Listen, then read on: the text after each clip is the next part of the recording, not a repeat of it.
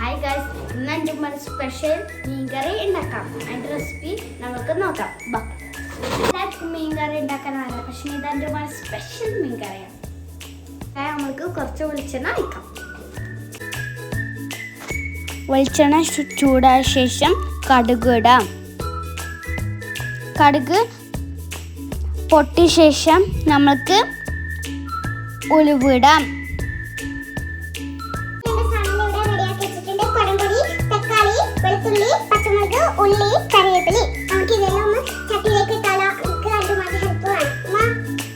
കറിവേപ്പില നമുക്ക് ഇടാം ഗായ്സ്. പിന്നെ കുറച്ച് വെളുത്തുള്ളിയും ഇടണേ. വെളുത്തുള്ളിയും കറിവേപ്പിലെല്ലാം ഇട്ടാൽ നല്ലൊരു സ്മെല്ല് വരും. പിന്നെ നമുക്ക് കുറച്ച് ഉള്ളി ഇടാം. ഉള്ളി ഇട്ട ശേഷം നമുക്ക് കുറച്ച് മിക്സ് ആക്കാം.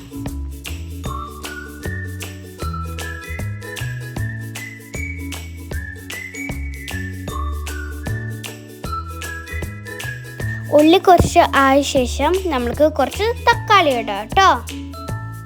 നമ്മൾ കട്ട് ചെയ്ത് വെച്ച തക്കാളിയെല്ലാം ഇട്ട് കേട്ടോ മുഴുവനും.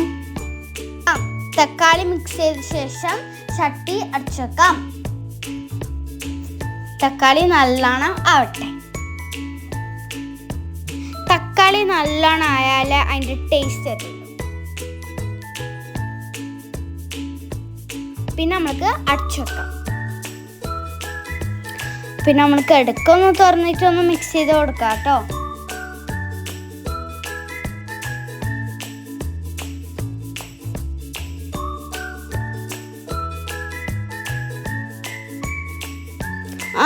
നമ്മൾ തക്കാളി ഇപ്പം നല്ലോണം ഒടിഞ്ഞ് വന്നിട്ടുണ്ട്. ഇനി നമ്മൾക്ക് നല്ല കുടംപുളിയും പച്ചമുളകും ചേർത്ത് മിക്സ് ചെയ്യാം. ഇനി നമ്മൾക്ക് ഒന്നും കൂടി 5 minutes ഒന്ന് അടച്ചു വെക്കാം.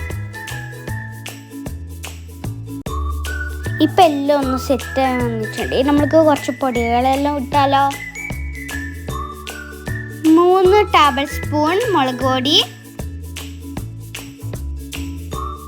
1/4 ടീസ്പൂൺ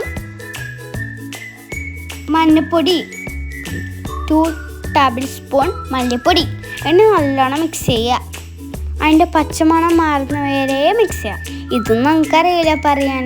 എൻ്റെ ഉമ്മച്ചി പറയുന്ന പോലെ ഞാൻ പറയുന്ന. ഇനി നമ്മൾക്ക് കുറച്ച് വെള്ളം ഒഴിക്കാം.